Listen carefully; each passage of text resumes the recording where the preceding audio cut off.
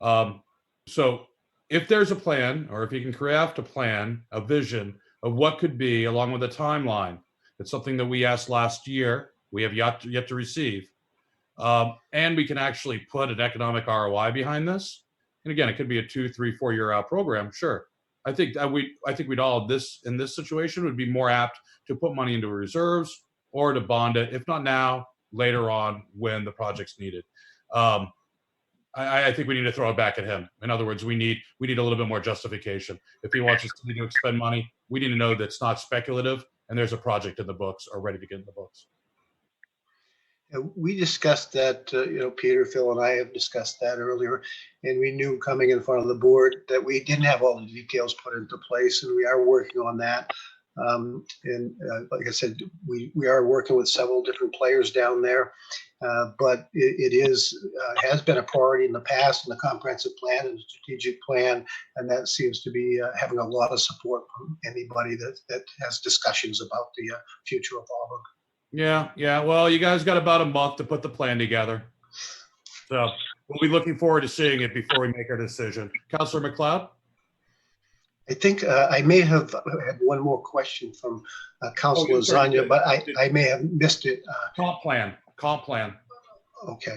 Yeah. So that comp plan's been put into place for quite a while now. There's a lot of money, time, and effort to put into that, and statistical surveys and input, and that is pretty much the blueprint of the city.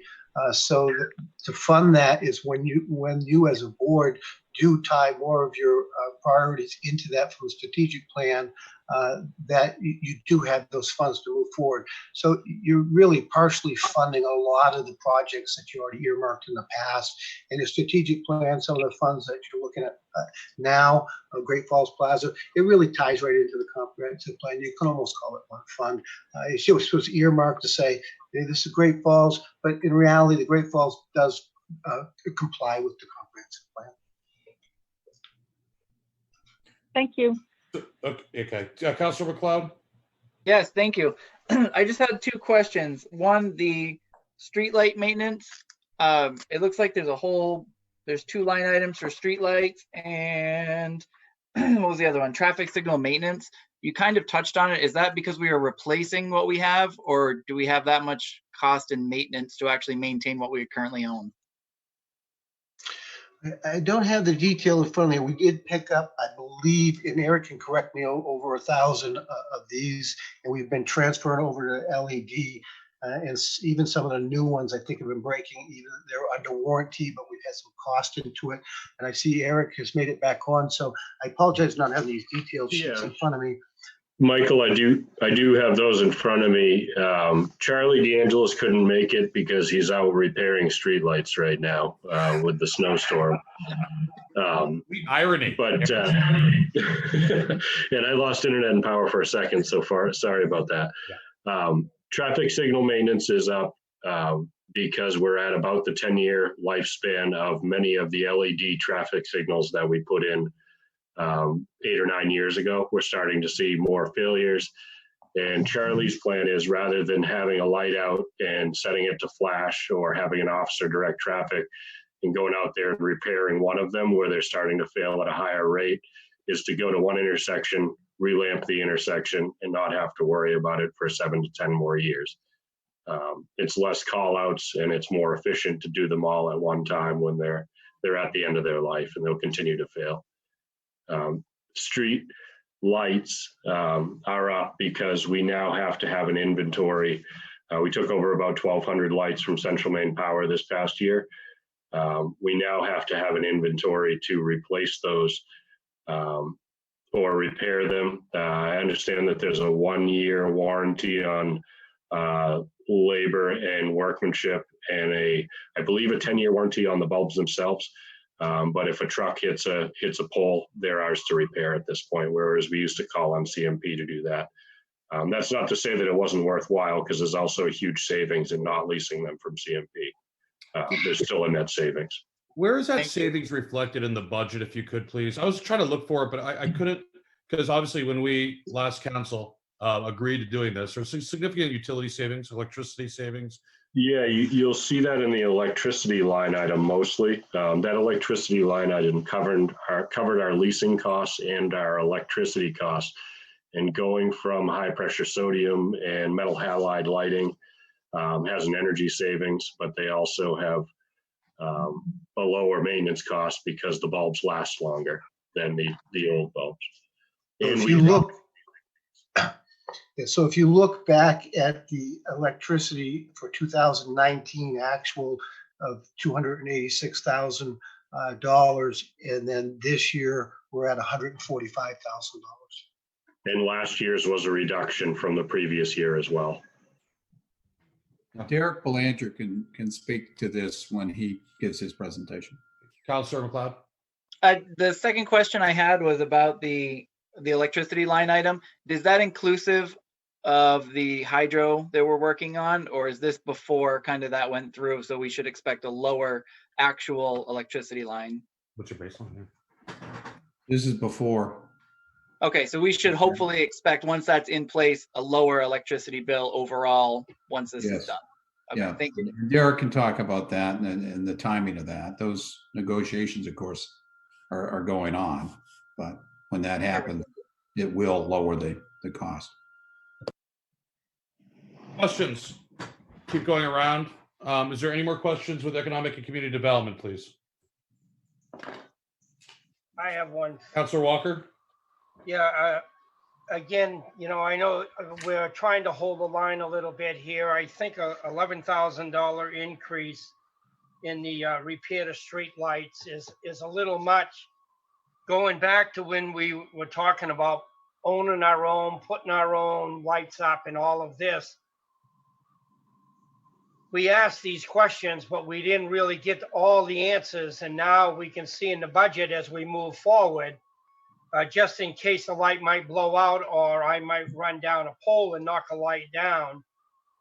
And I know the insurance company of my car, truck, or whatever I'm driving is going to take care of that cost.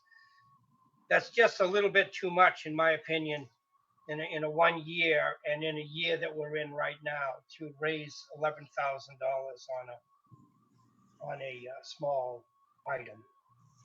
Yeah, obviously, we try to make everything as close to actual as we can, and we don't have a lot of prior budgets to go by at this point in time since we've done some of these switchovers, and we try to keep the budget as tight as we can. You've probably seen that over at least 5 years I've been here. Part of that will also replace some of the metal halide and high pressure sodium lights that the city already owned with LEDs, but we could get the breakdown on that. Can I just make one more comment? Every year we go through this and we go through this and we go through this. Why in the hell they don't put in everything that may be in their justification so we don't have to pump people to get the answers out of them? If you're right that it includes all these other things, it should be in the justification. And I've asked that for the last 10 years. Why don't the justifications say what they really mean? Mr. Manager? Just a quick comment. I think that 2-inch budget booklet would be 4 inches if we tried to do that. So, we try to answer the questions that come up like we're doing now. I think even a 4-inch for 7 or 8 people is not going to cost the city $11,000. So I think it would be worth it to do that. If you need something, tell us why you need it and what you need it for. Mm-hmm. I agree with that. Do we have any more questions, line item Yes. questions for economic community development? Yes, I got one. Councilor Milks? The increase in salary of 4%, it doesn't show what last year's salaries were as compared to this year. Is that an across the board 4% increase? Are there particular positions that are increasing where there's looks like it's about a $41,000 increase in salaries from last year to this year? Yeah, it's not a 4% across the board because I assure you, I didn't get 4%. So that's just the increase in the total budgeted amount. Then again, I don't have the breakdown in front of me of that. I apologize. So I'd be curious to know where those are if they were contractual, if they're, mandatory, we have no choice, and where those discretionary, if there's $41,000, if there's discretionary, given the environment that we're in, that's a pretty large number. We didn't try to put those details in this presentation, but your budget book with the department breakdowns does show last year's versus this year's. Most of them are contractual. I can check to make sure all of them are. I'm looking at my budget book, and maybe I'm looking at the wrong one. It shows the total from last year and the department request, but each of the positions only has this year's number. It doesn't have what their salary was last year. Yeah, it's up at the top of the header, combined for last year actuals and then proposed. It doesn't break it down by position. Correct. Okay, we did submit that so we can make sure you get a copy. Thank you. Councilor Boss, please. Thank you. Is there a cost of living adjustment applied to all salaried positions across the organization? So on our end of it, most of our employees are in contract negotiation. They're in a union. And at that point, those numbers that we get, we don't even calculate to our office. They're given to us. So that goes to the negotiation process. And then Peter and Phil and Human Resources do the calculations. We get the number back and we put them into our budget.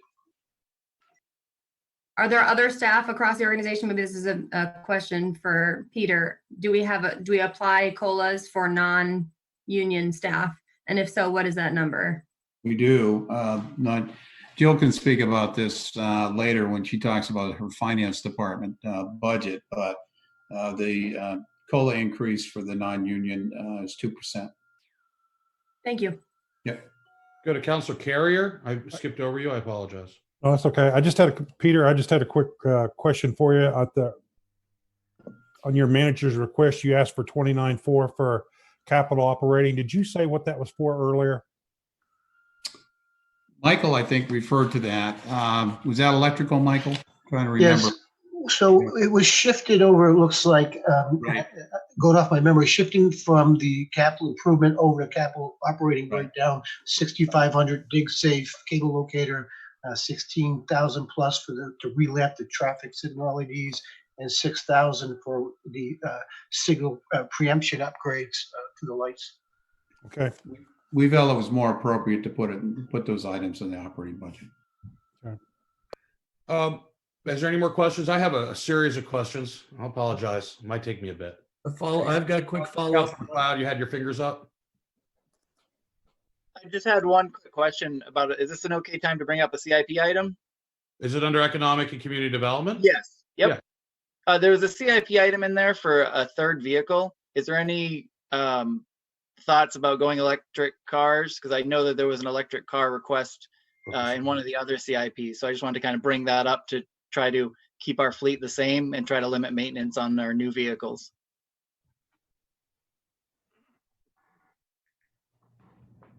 Counselor, I think are you talking about the assessing electric vehicle?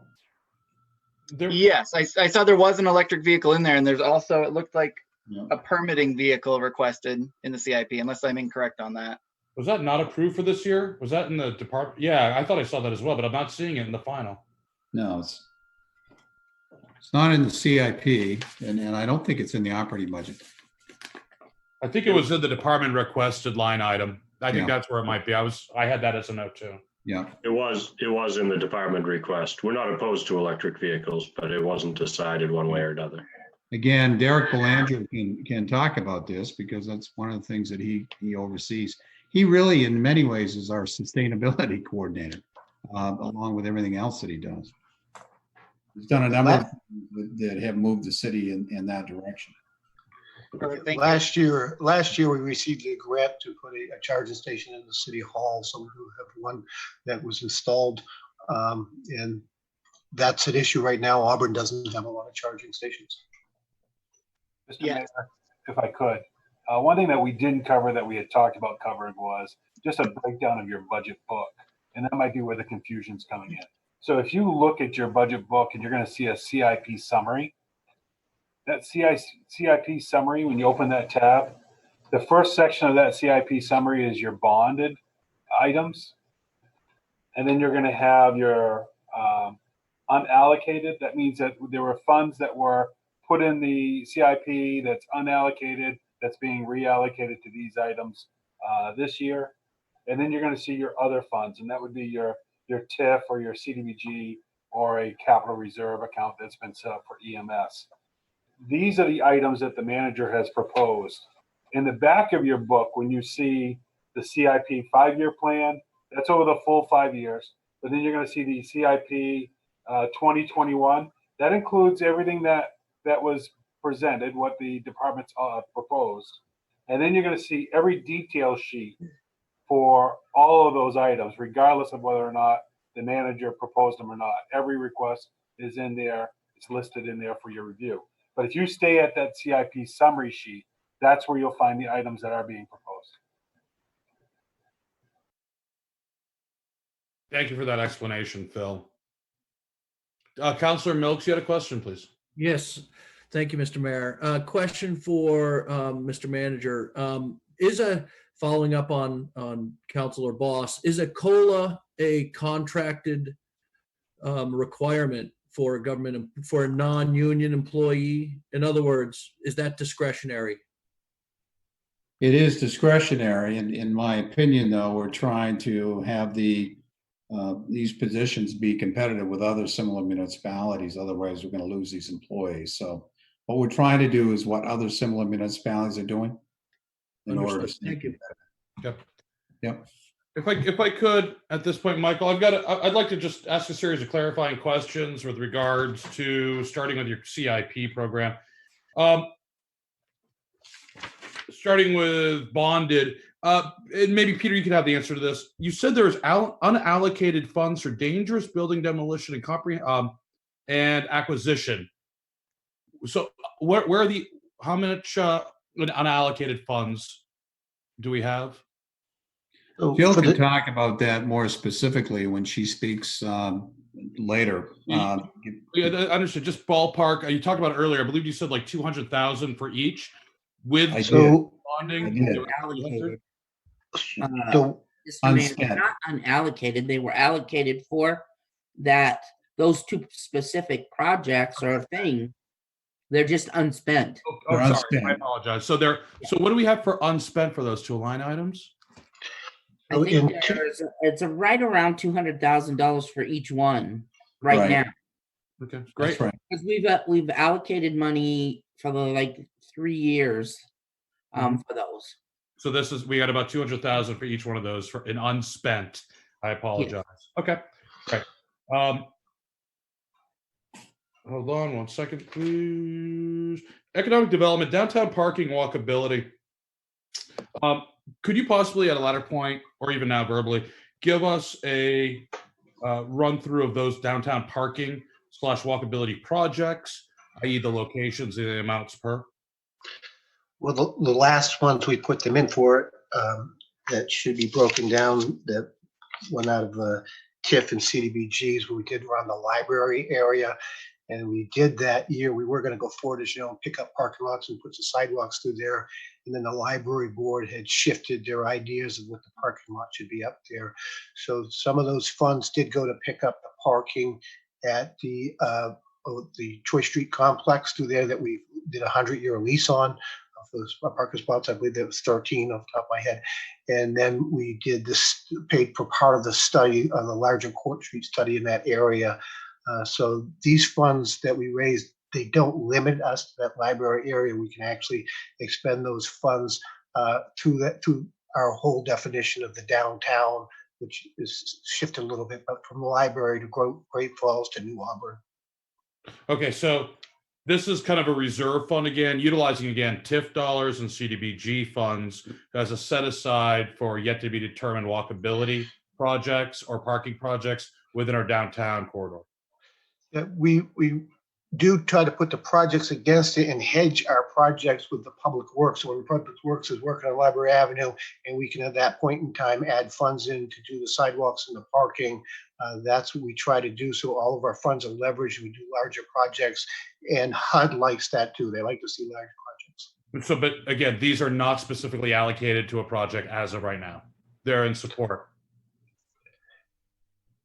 I would just add that we will have a plan for the Library Avenue area. Engineering's working on it within the next month or so, is what I understand. And then we'll be looking to fund the construction of that plan. And we'll be wrapping up the Court Street study, hopefully in June. It's been delayed a little bit because of the inability to have public meetings. I would anticipate some of those funds making improvements along the Court Street corridor for walkability and parking. Some of these funds, they're currently funds in reserve. We have an idea of maybe what they're going to be used for, but there's not specifics. And I'm fine with that. I'm not, this is not a criticism. I'm just wanting to understand where they're allocated, or potentially, even if they're unallocated. That's fine. That's an answer. So I would anticipate some of them being used on Court Street, but if we don't decide to fund those types of improvements now, then you're at July 2021 before you could even start. Got it. Okay. So anticipation for Court Street and potentially some additional library parking or connectivity from the library via sidewalk to Great Falls. Yeah, because you need to keep in mind when we split some of these funds to TIF and CDBG, they both have different restrictions. So the CDBG funds, we have to show that they're being used to low, moderate income. And then the TIF funds have to stay within those areas that are defined by the TIF zone. So we may shift some of the funds around when we do that kind of work, but it gives us a little bit more freedom to do these projects. The CDBG funds, we have time limitations, so we need to expend those funds by a certain period, or we get a nasty letter from HUD saying we're not expending those funds quick enough. Yeah, we got one of those before. Okay, no, good, great, thank you. Moving on to operations budget, if you could. What you have current positions right here that have not been filled but funded with regards to CDBG positions, I believe. Your urban development specialist, that's a TIF fund. I don't think that's a currently filled position. All our CDBG positions are filled, and which is just accounts of three people, and it partially funds some of the other positions at times, like code enforcement. The only position we have that's funded through TIF is the urban development, and that has an opening. We're in the application process now. That position is the one that originally did the New Auburn project, and it was also the position that received the first year of the $245,000 grant application. So it also does grant applications. Got it. Thank you. I just was curious because it's a follow-up question with Jill. Jill, if this was funded, and it was in last year's budget, but it was unfilled or partially unfilled, does that money stay in the TIF account, or is it then reallocated into our fund balance? No, it would stay in the TIF account. I only transfer the actual amount that was used. Okay, great. Thank you. You mentioned earlier marketing support dollars. Your money was shifted, Michael. Some of the money, I should say not all, was shifted from economic community development out to the potential new department that Peter's forming, or communications department. What do you have a media plan, or can you give me a very brief outline of what you need a marketing budget for within economic development? Yeah, so the marketing money not only goes towards the marketing of the properties in the city that we use, but it also goes to something as simple as if we have Procter and Gamble come out and want to meet with the mayor and we have lunch, and that also comes out of that small account that we have. But the marketing that we have coming up is also the downtown area, the Main Street property that the city owns, New Auburn, our opportunity zone, and we have been spending some money on signs, brochures, and such. We've taken over a little bit of the marketing for the business park, so those costs involved with that. So a lot of that's hard costs, and we also like the St. Louis Church, which is we don't know if that's going to be sold. If we have to market that, those funds would come out of that account. So the city manager really didn't take money from our account. That amount that he took was always earmarked for sports tourism when they first put it in there. It just got shifted into the department that actually expended those funds. Got it. Okay. And this is just maybe a recommendation or something to put some thought into. As this new department's added, Peter, historically in the private sector, you have a marketing department with a marketing budget that encompasses all the marketing dollars expended by any sub or dispersed department. And then it's allocated accordingly under that department's budget. We might want to look at that here. So at a quick glance, we understand as a city wide what our budget or marketing expenditures are, and then broken down by economic developments needs, sports tourism needs, and so forth. Because we're going to be picking around at multiple different subcategories in this budget in order to try to figure out what our overall marketing budget is. If A not, model we could look at as part of the communications plan. yeah, and again, it's not a recommendation of either increasing or decreasing or structurally changing your budget, but more of an organizational piece. Okay, hold on, I'm not quite done. I love economic development, by the way. It's so much fun. And that is it. Okay, no, I am good. That is all my questions. So no, thank you very much for that. Councilor Boss? I have a quick question. I'm looking at page 10 of this CIP packet and seeing the comprehensive plan program. I'm wondering, in which year are there funds allocated for reviewing and updating the comprehensive plan, and how much money is allocated for that activity? So we're going to be looking at updating the plan and not doing a complete comprehensive plan. We do almost annually update sections of those plans. I think we've done it several times in the past. So we really hadn't set a specific amount against it. We've discussed it probably a dozen times on how we're going to do that. And I brought that up to the board before. We will be going in front of the council to see how much in depth we want to get with the updates of these comprehensive plan, which the strat plan has to be in compliance with. So we'll be having a future conversation about how in-depth the review and update should be, when it'll happen, and how much it'll cost. We will be looking for direction on that, absolutely. Okay, thank you. I have one more question. In the justification on that same page, it says the public decision-making process is slow, and this disadvantages the city as compared to the private sector in taking advantage of opportunities to purchase available properties or obtain grants when they are offered. Can you provide further clarification? I'm confused by the way that sentence is written and comparing the public decision-making process with the ability to purchase properties. I don't have that right in front of me, but there are times when if you had a chance, for instance, in New Auburn and the social club came up and they wanted to sell it for $200,000 and it's a key piece of property to us, that we'd be able to pick that up. Another area of that would be is if in the comprehensive plan and in the strategic plan, water access or recreation, if we had a chance to pick something up like that, that we'd have the funds available that were in alignment with the comprehensive plan to purchase those properties and not have to wait to go through a process to have the funds available. That's probably how that was summarized in there. Excellent, thank you. The auto dealership, if I may, right on the corner of High Street and Minot Avenue was specifically called out as a gateway property that should be more of an open space. It's a very long, narrow lot. We had an opportunity to purchase that at auction for $38,000. We missed it because we couldn't get a council approval for funding. And then a couple weeks later, it was offered to us at about $150,000 from the person that did buy it. And that parcel was a big driver in trying to have some funds available. So if the council sees an opportunity to implement a piece of the comp plan that arises quickly, that there's money there to do it. Thank you, that helps to clarify. For one follow-up too, this is more aspirational, but if we could get some information, unless you have it now, if we wanted to snap our fingers and could we, and how much would it take to get the new Auburn Village plan done, ready for full development? In other words, eliminating barriers with regards to buildings that are already there, contractors, et cetera. What's the price tag here to finality? What do you have in the bank, per se, and what additional funds do you need? Well, currently, in that we've discussed that a little bit earlier, is that the funds that we're looking after reimbursement in this year, so 469 plus 100, about 569, and we're going into the second phase. We will be trying to apply for some more funds. As you know, we did get one fairly good-sized grant of $250,000. Our largest variable right now is when we go through the Second Street with the social club and the roads and the parking through there.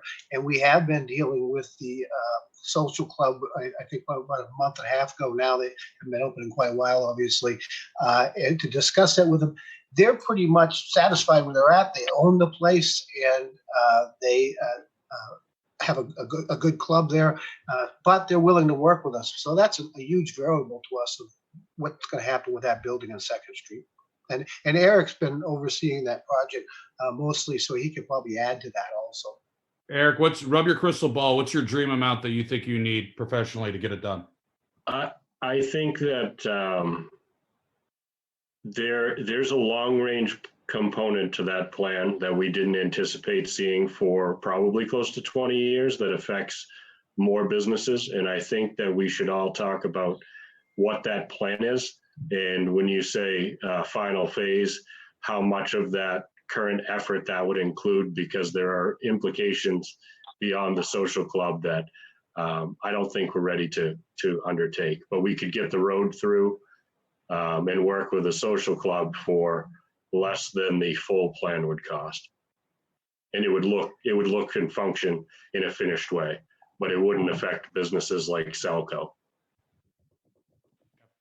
Very good. Thank you. Thank you for that. And I bring it up because I think it's something in these conversations that we need to be thinking about,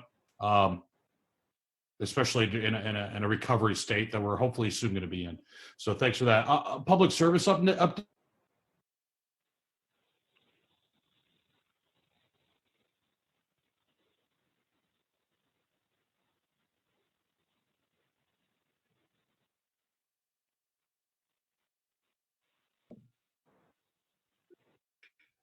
I think we lost the mayor. I think so. Rose. His lights were flashing a few minutes ago, so it looked like he was going to be losing some power and probably going on his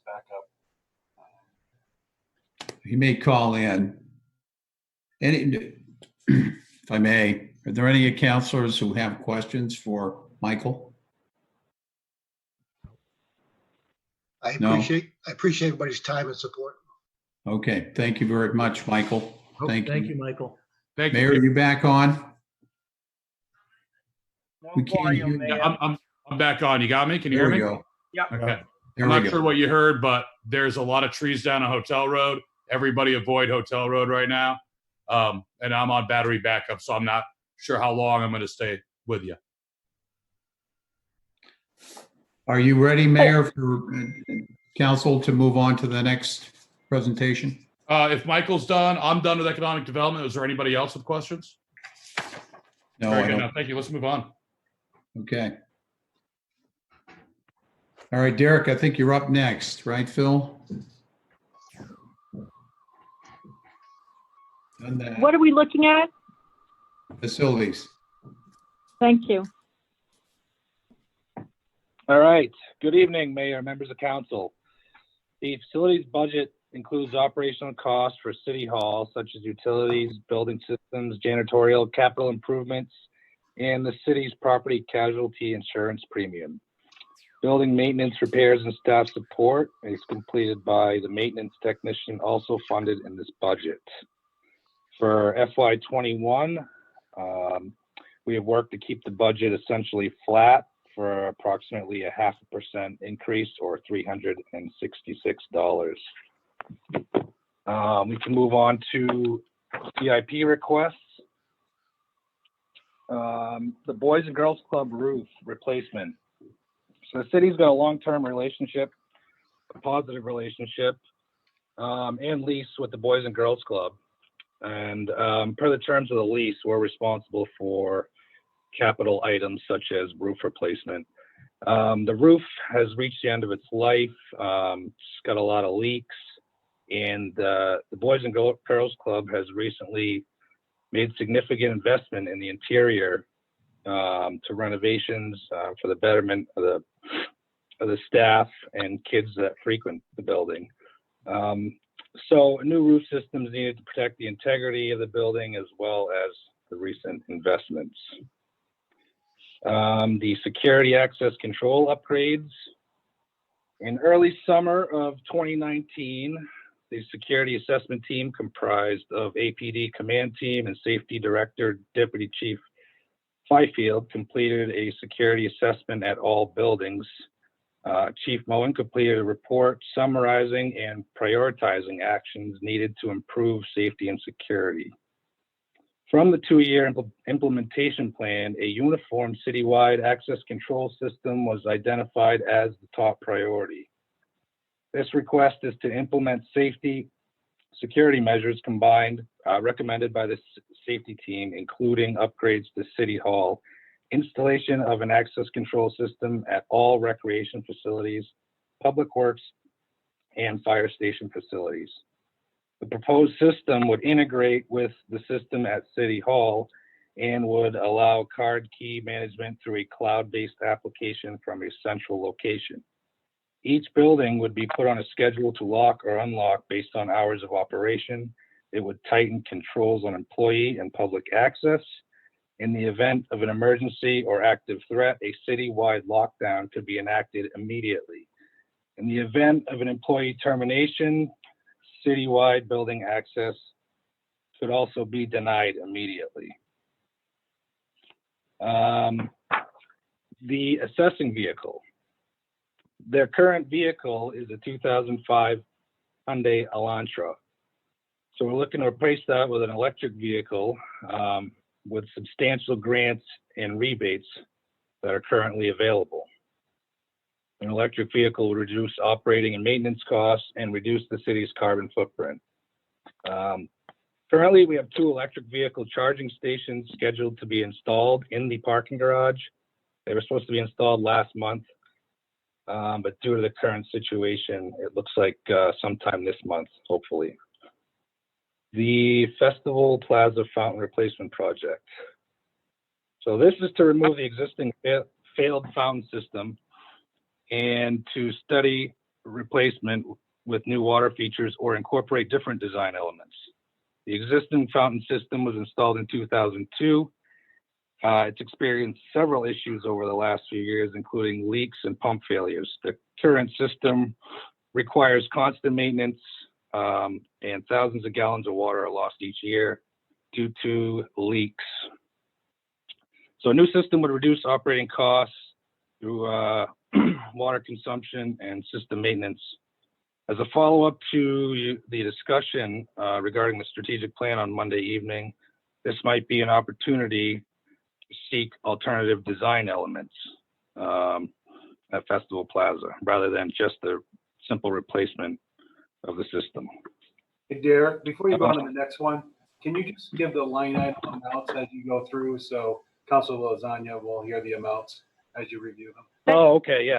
Yep, I Thank can do you. that. Okay, so the public safety facility study for $200,000. The reallocation of these funds would include a current and future space needs analysis, Eric? recommended. Yeah, sorry Yes. to interrupt you. Phil had a good point. Can you go back and mention the amounts on the, Oh, you want me? Okay, I can do that. Sure. that you've already So talked the about? boys, yep, the boys and girls. Do they, are they the same as the amounts that I'm looking at in the CIP? Yes, Okay, Yes. I've got those in front of me. okay. Thank you. Okay. It's only All right. helpful if there's a different amount than what's in the CIP. Gotcha. Okay. All right, so the public safety facility study. So the reallocation of these funds would include a future space needs analysis, recommended site location and evaluation, budget estimates for architecture, engineering, and construction. The study would expand upon and complete work started in a public safety facility needs analysis drafted in 2017. The current police department located in the basement of City Hall presents many challenges.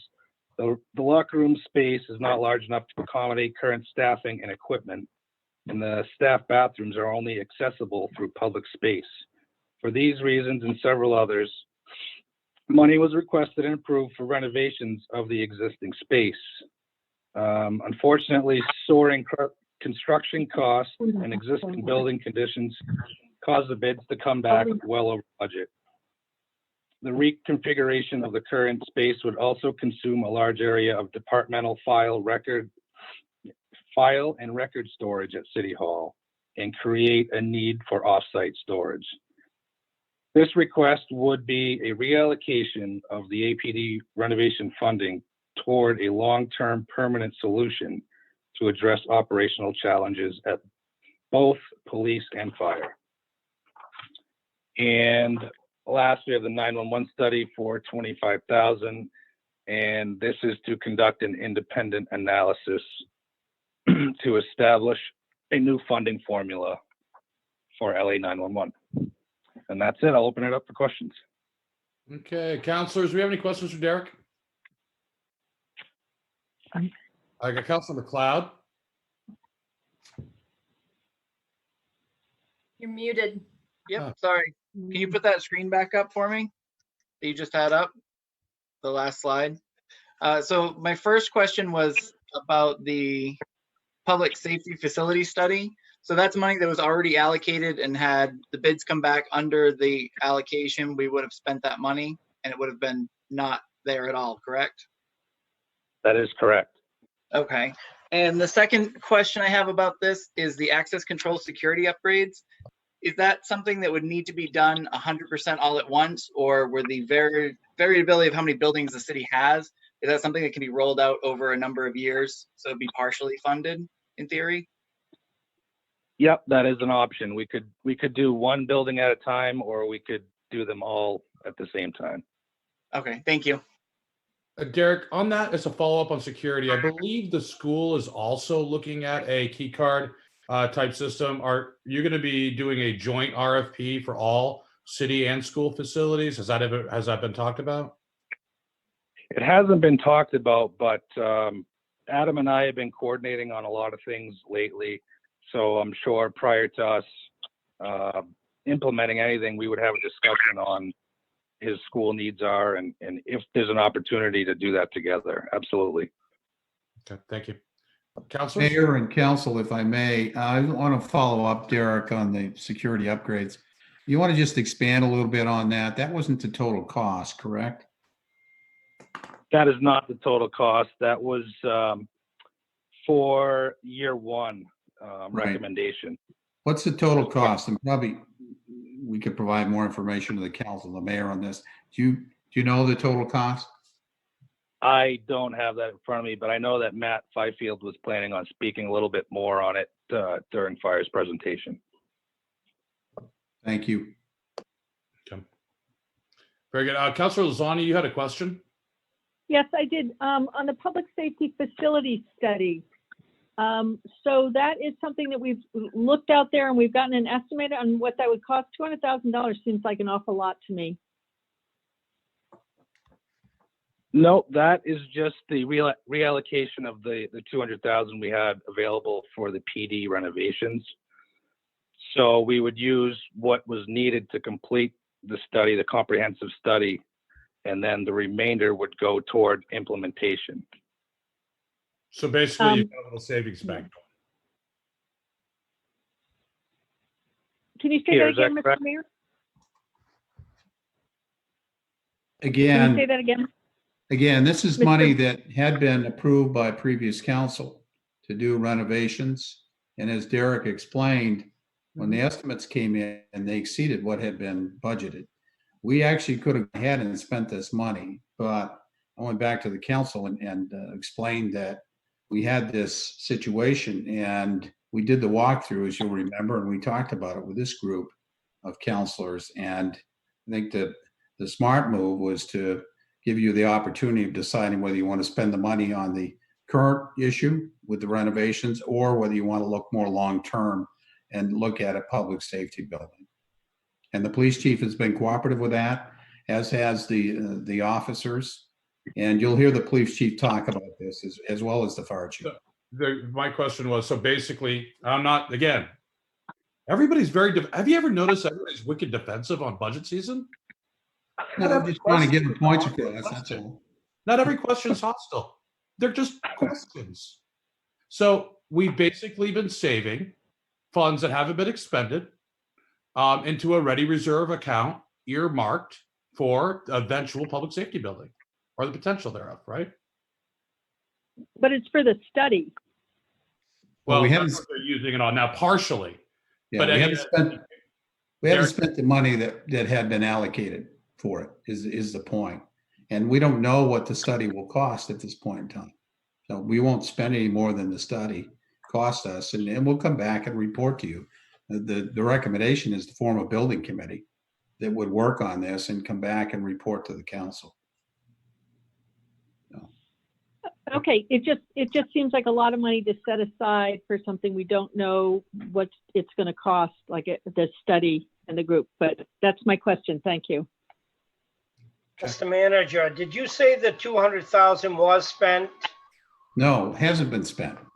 Is this 200,000 now is this part of the bond we're asking for or not? This was money that was in the FY 20 and the FY 19 budget that had been approved by previous councils to spend.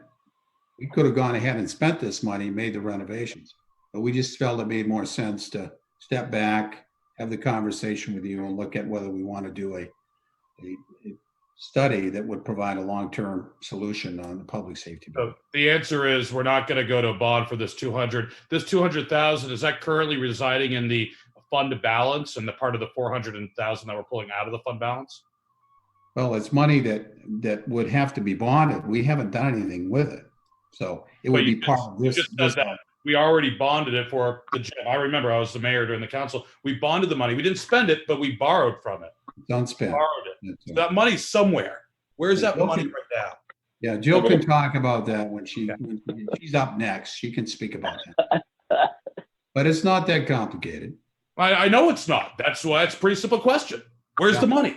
Who owns it? Andrew Scoggins Savings Bank has it? Is it? We bonded it, so it's got to be someplace. Unspent money. We're gonna get down to keeping it simple. Not my first budget. Not everybody here's first budget either. So we're just gonna keep it really simple. So Derek, you have an answer to that question, or Jill maybe, where that money resides today, that 200,000? Well, Mr. Mayor, if you go back to when I broke down the CIP summary for everybody just a few minutes ago when I talked about it, that's listed in under your unallocated bonds. Okay. That's where that money currently sits. Unspent, unallocated. So it's in Andrew Scoggins Savings Bank collecting interest. Yes. Okay, great. Simple questions, simple answers. Well, let's move on. Any other questions? Councilor McLeod.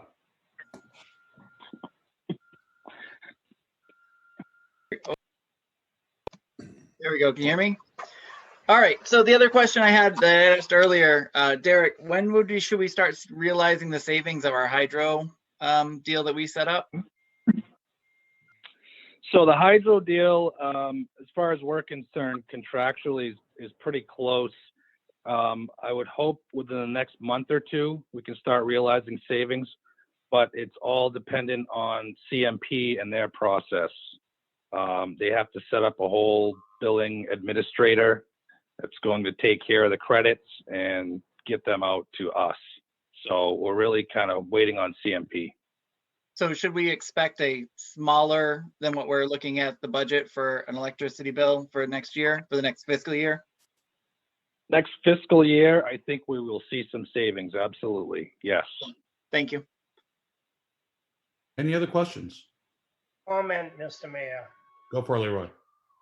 The $200,000, I agree with Mrs. Lasagna that that's a lot of money. I wish that you could come back with something that is a little more firm on how and where we're going to spend up to that amount of money. I will not agree with $200,000 being spent, even though we may have had it in the budget before on a study. I think it's too much money for a study. Yeah, in other words, is there like a pre-estimate, i.e. a study would be 50,000, 75,000, just so we have a little bit more of a bullseye here on where that money is going to be expended? We can talk about that and we'll come back to you. Yeah. Any other questions? Last comment, $25,000 for the 911 study.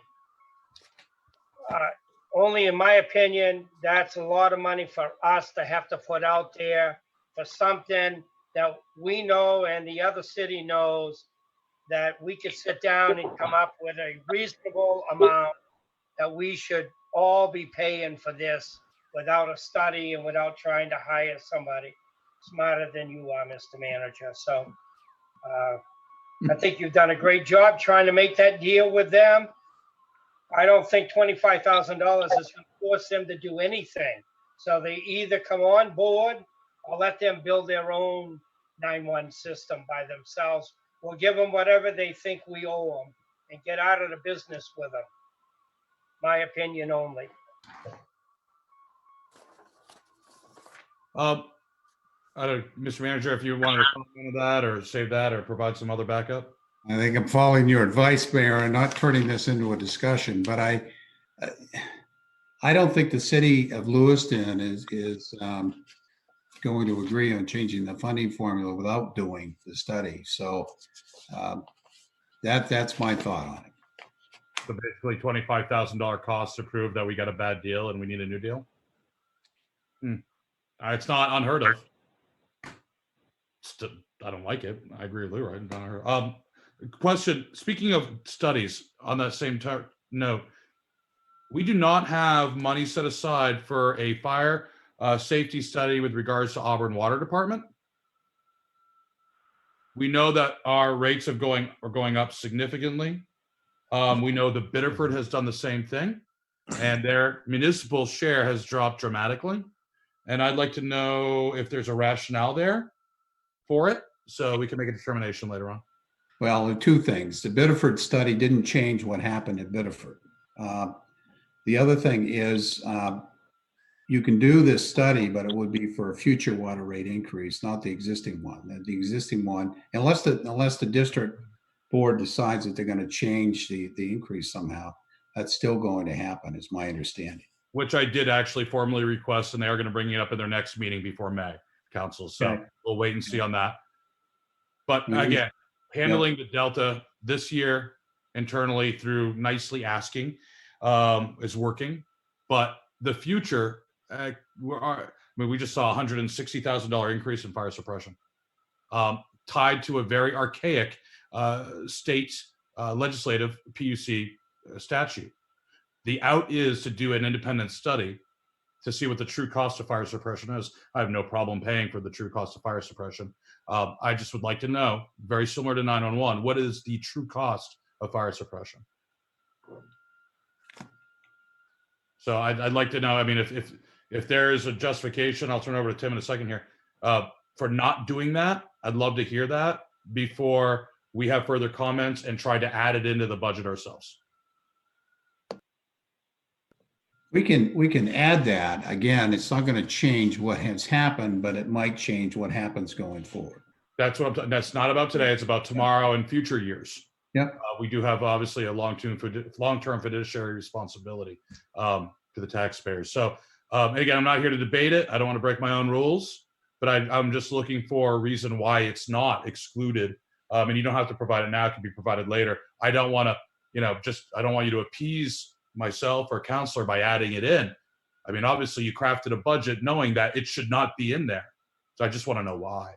I don't, the discussions, just briefly, the discussions that the assistant city manager and I have had with Sid Hazelton lead me to believe that you're not going to see another rate increase for a while, for maybe the next 5 years, 3 to 5 years.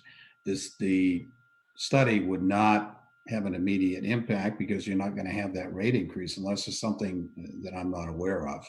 And Biddeford, again, did the study and it didn't change the rate increase. We're at $960,000 a year right now.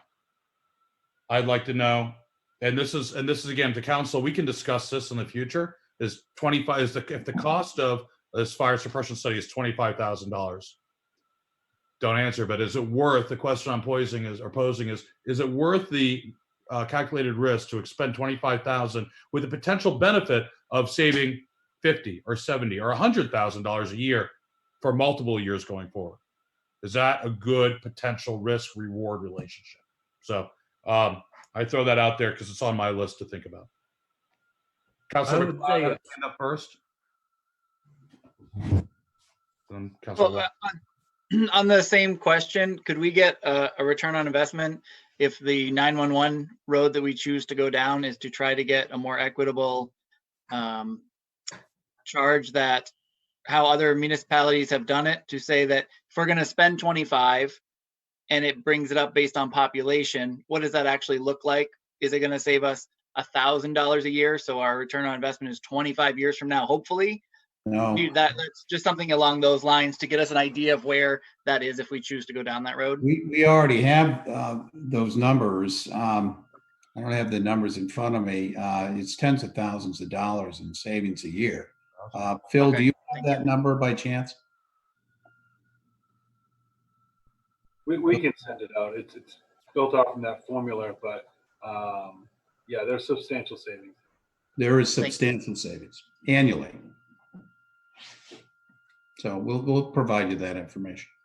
And I had Councilor Milks or Councilor Milks. Are you still there? You just stepped away. You were next, and Councilor Walker. No, I was answering your question about the water. I say yes. Okay, Councilor Walker. Yeah, I see your hand. No, he's off, on. We're All there. right, we're on, I think now. I just had a question for Derek, if this is the right time. The Ingersoll, is it the right time to ask about that? The mezzanine? The mezzanine, I think Jeremy's going to speak on that. Okay, I'll wait. Okay. Do we have anything else on facilities? No? Okay, I'll leave it with one thing, Derek. If you could, if there's any thoughts, even if it's just written form, on Festival Plaza reconstruction / redesign study. I believe we've been talking a lot about changing stage, Christmas tree locations. I don't know, if that could just be summarized for us, that'd be nice, so we can understand a little bit more without going into specifics. Okay. Mr. Manager, I think we're good with facilities. Okay, I think Jill is next up the bat, so to speak. Thanks, Paul. Thanks, Derek. Can you hear me? Yep. Yeah. Okay. I lost my internet, so I'm on the phone. I am going to be very brief, talk to you about finance. Actually, the total increase for finance is $92,202. Of that, $75,000 is a new position for a deputy finance director. I have been talking about succession planning for about 4 years now, since I am getting closer and closer to retirement as we go. And it would be nice to have someone be able to come in and work underneath me and get trained. And so that I feel comfortable leaving and you have someone. You got to stay Hello? forever. You got to stay forever, Jill.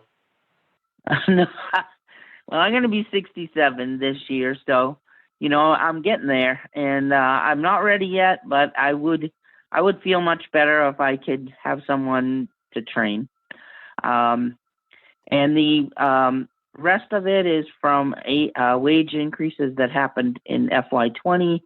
Some of those were from some of my staff is in the MSEA union, where they get 2% plus they get merit increase on top of that, and then the rest were our non-union people. Other than that, my budget's pretty flat. Does anybody have any questions for Jill? Councilor McLeod? Thank you, Jill. I have one. Oh, I'm sorry. Councilor Lasagna, you want to go with you? Yes. I just, I completely respect and agree with that Ms. Eastman is making a great plan for succession. After there'll be, I assume, 1 year where there will be this assistant or new person and Jill at the same time, and then after that, Does the budget get reduced because there'll only be one person in that position? Or are we creating a second position that will stay in the budget? So the I only- guess that'll be up to who's ever there after me. Well, I think there's also a need for more data analysis and dashboards. We've talked about that before, to provide the council with more data on the finances of the city and to use dashboards, correct, Jill? Yes, we have. So I have are to you- say that 25 years ago, there was another position there. And when I became the finance director back then, they eliminated that position. So this would be actually putting it back to what it was 25 years ago. Okay, so we don't know for sure what this will look like in 2 years or 3 years, correct? Correct. Okay, thank you.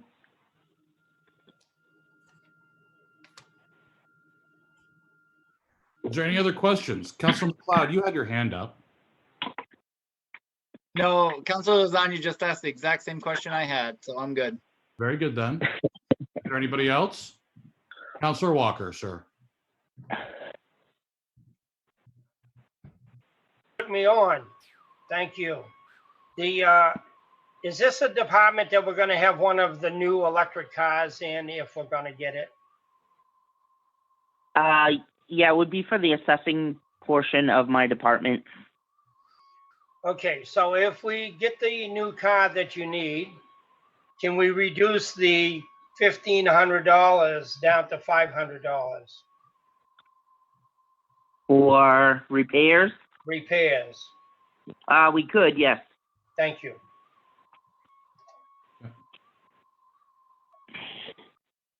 Is there any other questions for finance?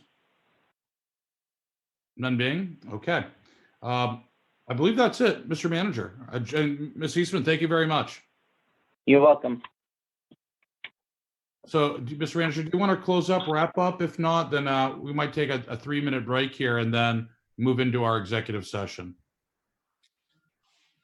Well, the point now is to see if you have any further questions or want to have any discussion. I know we have 2 evenings that are devoted specifically to the councilors having discussion on the budget. One's April 27th, the other one's May 4th. And of course, there'll be more discussion in between. So unless the councilors have any more questions, I think the appropriate thing is to adjourn and move into executive session. I will be happy to entertain any questions. You want to send them to me by email that you may think of, feel free to do that. And if we could get that Google Share Drive document that we used last year back up and have that as a resource for these questions, I'd appreciate that. Council, I'll leave it up to you. If you all feel like you want to start having some conversations now, or not, we could hold off onto it until we hear everybody else. I mean, we're going to have time, and I think we're going to definitely add a couple more workshops where we could just discuss the budget line items. It's just a matter of what you want to do. Mr. Mayor, Counselor? if possible, it would be great if we could move along, not to keep us from discussing, just because of battery power on my end. Yeah, I'm on my battery backups right now as well. But Councilor McLeod? Yeah, I just wanted to say the current speed at which we're going is great, that we're being able to answer all the questions. And I think we should try to get through all of the departments first before we start trying to pick away. We're having the little discussions now as we bring up different things to find out different solutions, but I think we should hear it all out and then start picking through everything, and adding a couple workshops might be helpful for us to all discuss more thoroughly. Any other thoughts? I agree with that. I'm sorry, Councilor Boss. I heard Councilor Milks. Councilor Boss? Disagreement with what Councilor McLeod said with our Okay, process. I've got 3 counselors right now for, okay, so 5. Very good then. So we'll move along, Peter, into our executive session. Okay. How we'll Sure. progress going forward is, we'll hear all of our all the departments give their presentations. I will work with all of you, council, and Peter and Phil, in order to schedule probably a couple more workshops between now and final votes on budgets, just so we can make sure we have plenty of time to discuss everything if we need to. Okay? And those would be alternate. If people are responding with documentation, are other counselors going to see that, or is that just going to stay in one place? No, it needs to go to everybody. It'll go to everybody. It'll also be available on the website so the public sees the questions that you're asking. Right. Awesome. That's what we did last year. Okay, very good then. So I'm going to ask everybody, and Peter, Phil, 5 minutes long enough to bring us into executive session? Oh, absolutely. Okay, so I'm going to ask right now. I need, oh, geez. I've got the problem here. I've got way too many pieces of paper. We need to go. I need to have a motion on the floor at this point, entertain a motion to enter into executive session in order to discuss a personnel matter. So moved. Second. Mr. Mayor, Say again? let's go into negotiations first. Contract negotiations. Thank you very much. To discuss contract negotiations. Do I have a motion? So moved. Second. All those in favor, please raise your hand, which I can see. We don't have to do a roll call. Very good. We're now in executive session.